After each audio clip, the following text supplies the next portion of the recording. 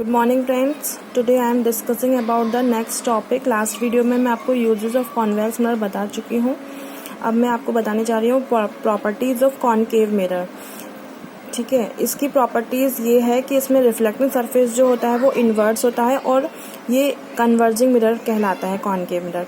ठीक है, दोनों प्रॉपर्टीज लिखी हुई हैं, आप लिख लीजिएगा। इसका ये डायग्राम है, इसमें सारी डायरेक्शंस बताई गई हैं कि इस तरह से हमारी रेजेस आ रही हैं और फिर वापस रिफ्लेक्ट होके कुछ फोकस पर मिल रही हैं, तो सारी कन्वर्ज हो रही हैं फोकस पर। ठीक है, और ऊपर देखिएगा एंगल आई और एंगल आर बना हुआ है।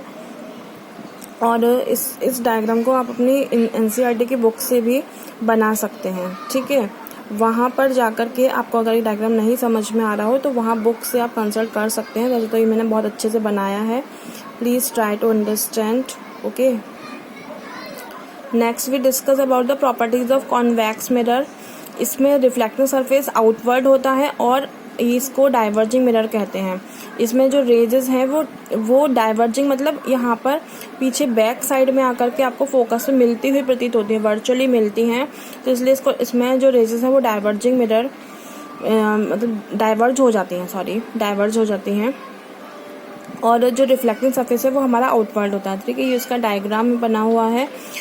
ठीक है, अगर आपको कोई भी डायग्राम को नहीं समझ में आ रहा हो, वैसे तो मैंने बहुत अच्छे से बनाया है। If you don't understand any problem in this draw the diagram, so please go on an NCERT book and lesson chapter 10. Okay, and now we discuss about the next topic, common term for spherical mirror. कुछ terms हैं जो कि spherical mirror में common होती हैं कि principal axis क्या होता है, पोल क्या होता है, अपर्चर क्या होता है, सेंटर ऑफ कर्वेचर क्या होता है, और radius of curvature, focus, focal length etcetera. बहुत सारे पॉइंट्स हैं जो हम डिस्कस करूँगी मैं पहले यहाँ पे आपको, जो कि आपको भी जानना बहुत ज़रूरी है। ठीक है, तो फर्स्ट पॉइंट है हमारा principal axis. The line joining the pole and centre of curvature is called principal axis. वो लाइन जो कि पोल और सेंटर ऑफ कर्वेचर को ज्वाइन करती है वो लाइन हमारे प्रिंसिपल एक्सिस कहलाती है। ठीक है, now second point is the pole. It's the centre of the spherical mirror. जो स्फेरिकल मिरर होता है उसका सेंटर जो होता है उसे हम पोल कहते हैं। थर्ड पॉइंट है अपर्चर, इसे हम mn से रिप्रेजेंट करते हैं और जो लास्ट डायग्राम्स बने हुए उसमें भी किया गया है, आप देखिएगा ध्यान से। It is the effective diameter of the spherical mirror. ठीक है, ये एक डायमीटर होता है स्फेरिकल मिरर का। सेंटर ऑफ कर्वेचर में the centre of the hollow glass sphere of which the mirror was a part. इसमें जो मिरर का पार्ट होता है उसको हम centre of the hollow glass कहते हैं और सेंटर ऑफ कर्वेचर कहते हैं, centre of curvature. And fifth point है the radius of curvature are the distance between the pole and the centre of curvature. वो डिस्टेंस जो कि पोल और सेंटर ऑफ कर्वेचर के बीच की डिस्टेंस होती है उसे हम कहते हैं radius of curvature. Next point है हमारा focus. The point of principal axis where all the parallel light rays actually meet और appear to meet after the reflection. Focus हमारा वो पॉइंट होता है जो कि प्रिंसिपल एक्सिस पर जब पैरेलल लाइट रेज एक्चुअल में मीट होती हैं या अपीयरेंस लगता है कि हमें वो मीट हो रही हैं आफ्टर द रिफ्लेक्शन, तो वो पॉइंट हमारा फोकस कहलाता है। नेक्स्ट पॉइंट है इसमें focal length. The distance between the pole and the focus. वो डिस्टेंस जो कि पोल और फोकस के बीच की डिस्टेंस होती है उसे हम स्मॉल एफ से रिप्रेजेंट करते हैं।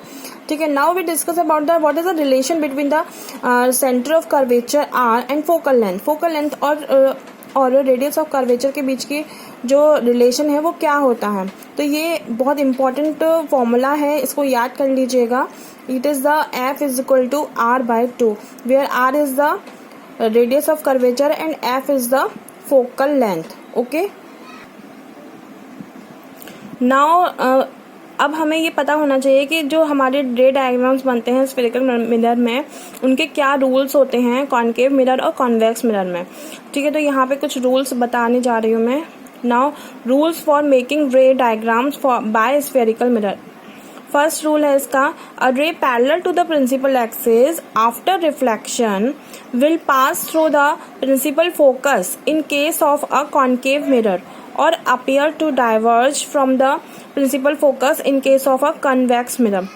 कॉनकेव मिरर में तो जो हमारी रेज है वो हमारा डाइवर्ज होकर मिलती है प्रिंसिपल फोकस पर, और कॉन्वेक्स मिरर में वो अपीयरेंस मतलब कि वहाँ पर लगेगा कि मिल रही है बट एक्चुअल में मीट नहीं हो रही है, वो उसको हमें पीछे डॉट डॉट लाइन करके मिलाना पड़ेगा, तो वो हमारा कॉन्वेक्स मिरर में होता है। और कॉनकेव मिरर में रिफ्लेक्शन होने के बाद में फोकस पर आकर के मिलती है। ठीक है, तो ये डायग्राम बना हुआ है कॉनकेव मिरर और कॉन्वेक्स मिरर का, इसको बहुत ध्यान से बनाइएगा। और if you don't understand what is the right in a diagram, तो you see in a note NCERT book on page number 164 and 165, वहाँ पर ये पूरा डायग्राम अच्छे से दिया गया है, तो आप वहाँ से डायग्राम्स बना लीजिएगा और अच्छे से। ठीक है,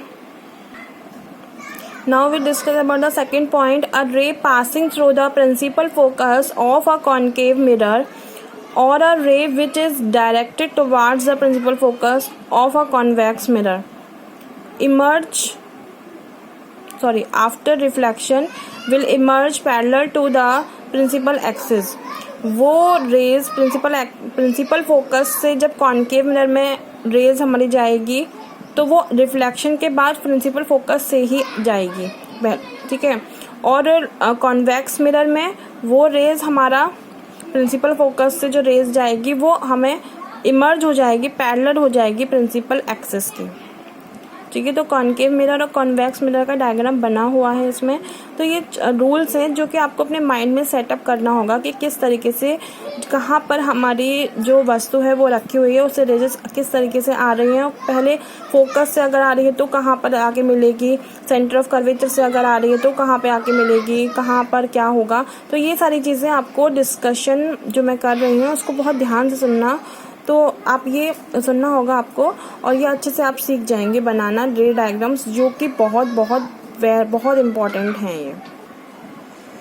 थर्ड पॉइंट है, a ray passing through the centre of curvature of a concave mirror और directed in the direction of the center of curvature of a convex mirror after reflection is reflected back along the same path. Concave mirror और convex mirror में अगर कोई रे हमारी centre of curvature से आ रही है तो रिफ्लेक्शन के बाद वो वापस सेंटर ऑफ कर्वेचर से ही वापस जाएगी। ठीक है, तो दोनों में डायग्राम्स बने हुए हैं, आप अच्छे से ध्यान से देखिएगा। बहुत ही अच्छे और इम्पॉर्टेंट डायग्राम है ये, जिस पर आपको फोकस ज़्यादा करना होगा, क्योंकि ये रे डायग्राम में जब तक आप इसको रे डायरेक्शन नहीं शो कराएंगे तब तक आपका सब कुछ बेकार है।